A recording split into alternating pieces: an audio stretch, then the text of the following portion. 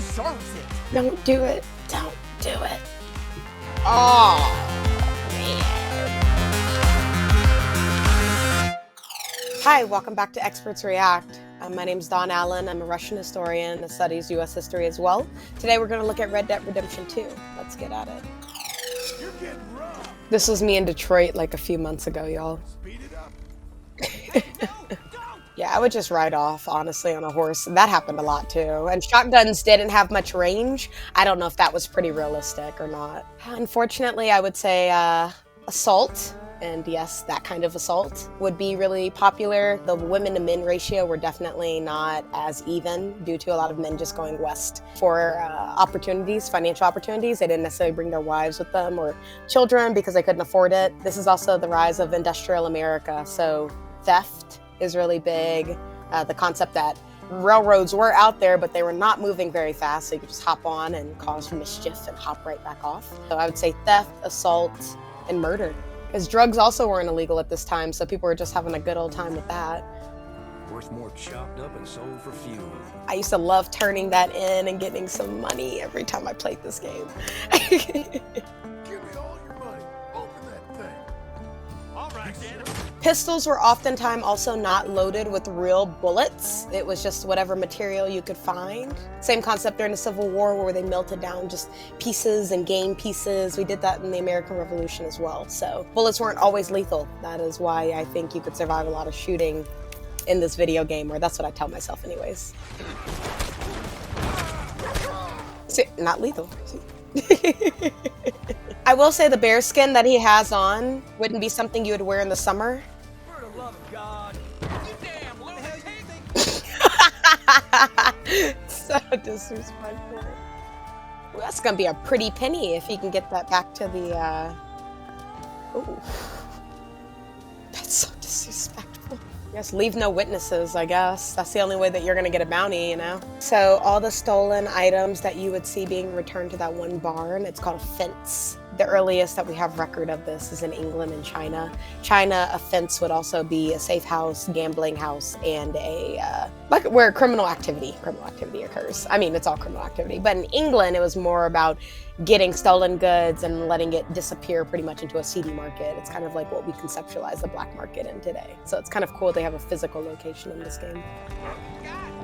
Is that a bow and arrow? What? That's so cool. What a time to be alive where a bow and arrow is more lethal than a bullet.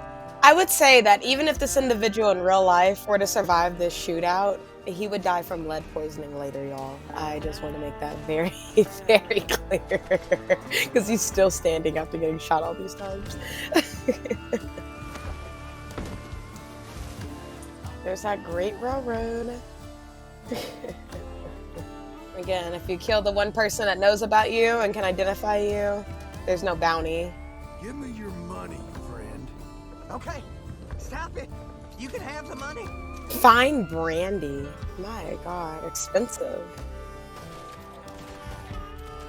So some rail cars used to be labeled like that. If you, at the beginning of the video, I don't know if you caught it, it said baggage on the side, P-U-R-R. I don't know if that's a real railroad line or not, but they stopped identifying the baggage carts from the residential and like the people carts due to this sort of behavior, actually. There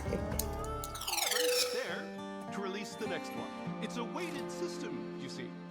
Backdrops. So photography became really popular in America in around 1839 with the French, another Frenchman who brought something else to America. 60 years later, it made its way to the West, I believe it. So you already have like a weird thing of like native lore that's intermingling with the people who are out here away from U.S. civilization, and it's most natives believe that if you took a picture, it would take your soul. And so this type of lore became really popular. So a lot of people in the West were terrified of getting their pictures taken. They found it was like city folk slick thing to do. I would say you would only take a picture if you were slightly wealthy and you wanted to let your mom and dad know that you just got married. People didn't really take pictures back then because it's a very, very expensive process.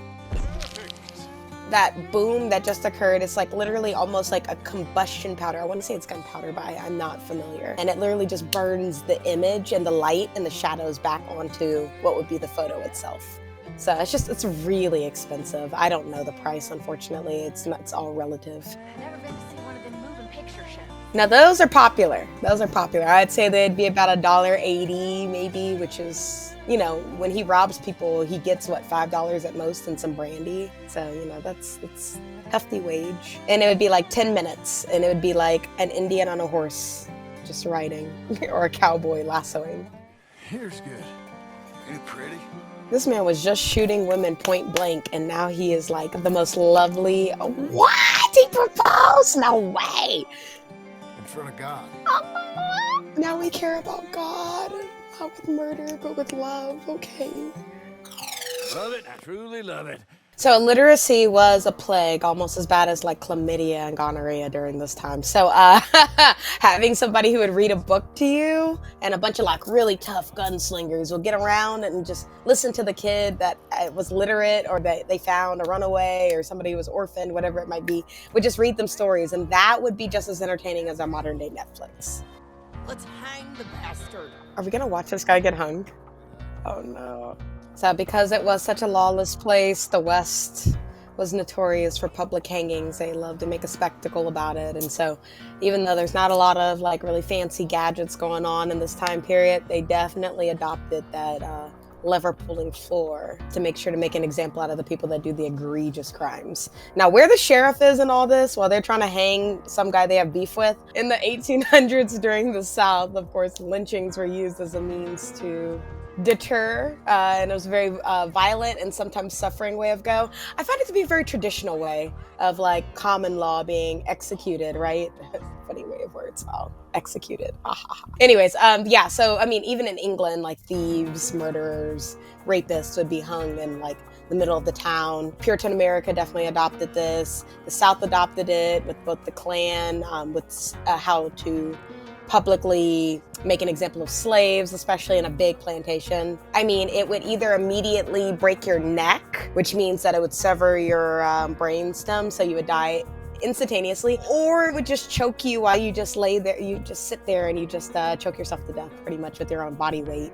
Dude, the bastard deserves it. Don't do it. Don't do it. Oh, man. At least it broke his neck. Good God. Oh, is that a robot? You know we gon' kill you. The horse helped them, and I kind of like that. Some of the women, especially like Annie Oakley and like all those girls that we know that love to play with the guns, they preferred pants, and I don't blame them.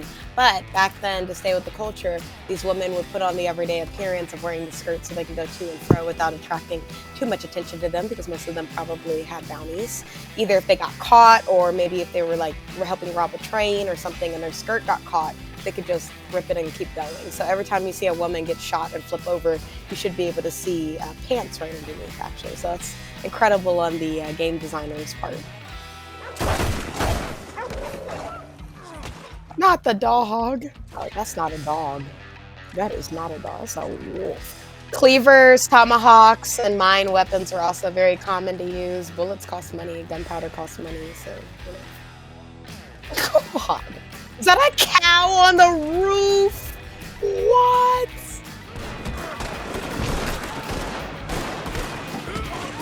And if you're wondering, yes, that is what you think that is.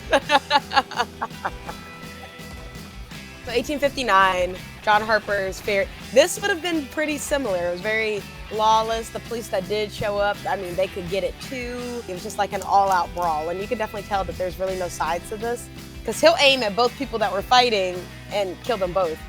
So again, the Klan moved out there in the 1860s. So people fail to realize that a lot of the people who are actually pretty damn racist weren't going to stay in the South with the people they considered livestock living amongst them. So they moved west, and then they moved north up to like the Midwest. And just like we have here, nihilist, anarchist, they're going to find any situation they can to also capitalize on whatever nonsense is going on, you know? So even if they have nothing to do with somebody getting shot at or the shooting, they're going to hop in there and see if they can benefit or just get a little bit of violence out. There's a lot more metal than I ought to see that's shiny, if you guys look at their buckles and things like that. I mean, there's little tiny, which are so incredulous, inconsistencies that make the game a little tiny bit inaccurate. But overall, I would say it's really well done. I mean, very well done. You'll see how easy it is to just for public opinion, right? So you'll say, to create a disturbance. Well, they're not arresting you or there's no bounty out for you for killing somebody. It's because you inconvenience these other people. Even prove that you murdered this person, right, per se, unless somebody saw you do it. So what they'll do is hit you with a disturbing the peace charge. And that's really a big deal then. And that was their way of like hunkering down on the particulars of like, by keeping like a sense of a code of justice. Like we can't just lock up everybody and kill everybody. And we can't prove everything and we don't have time for court. So if you're disturbing the peace, you're disturbing the peace and that's it. And so these fines are pretty high as well in order to encourage people to behave themselves. But it's a bunch of men, a bunch of alcohol, a lot of opium, a lot of guns. So what do you expect, right? 1890s, this is around and before the Great Western Expansion. This is definitely right before, about 30 years before, the Great Depression. So what's really cool is the African-American depiction actually just then, because the fact that Black and white people were able to incredulously like pretty much just go out there and live lawlessly. And the law was that misogyny also couldn't exist, like the intermixing of the races. So that was 100% accurate as well. And people getting held up, I mean, if there's no law enforcement in town and your people are hurting for resources, so yeah, I would say that that's pretty accurate.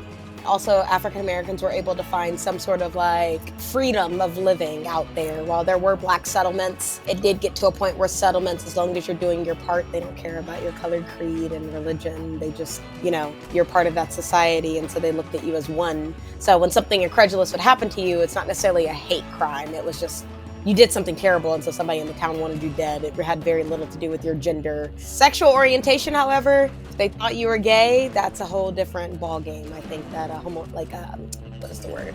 Homophobia. Yeah, homophobia was definitely a big thing in the West, but everybody kind of minded their own, and they just contributed to their society, or they lived far enough away where they just rode into town when they needed to go to the Walmart, and then rode back to town, or rode back to their home so they could do whatever they wanted. Okay, so women made their own way in the West. So again, because it was lawless and because it was structureless, there was no structure like the society, right? So everything's a social construct, and there's no society out there to enforce like social norms. So the women that were out there, I mean, they were expected to, there was no, ew, that's a bug, please kill it for me. They built their own cabins at times, unless they had a husband or a brother. And if said husband or brother died, they had to fend for themselves, because you see, these men do not care. Like, anybody can get it. So if women weren't able to hold their own in the West, they'd probably try to mosey their way back to civilization more east, try to find a husband. So the women slingers, they were looked at and expected to carry their weight just like men in gangs. And so while I don't know any gang slingers off the top of my head, quick Google search, you'll find some really cool ones, though I will say. There was one, she had she had a better shot than Billy the Kid. Like a better shot, but we don't talk about her because, history is a man's story, but it's fine. Women could own land in the West. I could not say so much in the East, because it would be very difficult to find a bank that's going to back that. But women could own, and as long as they protected it, it was theirs. Are they just standing in a line letting okay. Such a violent game. It's definitely made for men by men. I liked everything I saw. I'm a big fan of watching Red Dead clips, except the mass shootings. Don't like those. But everything was pretty on point. I think that the historians that they consulted during the development of the game, they did a really good job, and they really listened. So, good job, Red Dead. For more Experts React, please check out Gamology's Facebook and YouTube page. And for more of me and my unasked for historical opinions, please check out my TikTok and Instagram @TheLostPishka. It's in the description, don't worry. And we'll see you next time.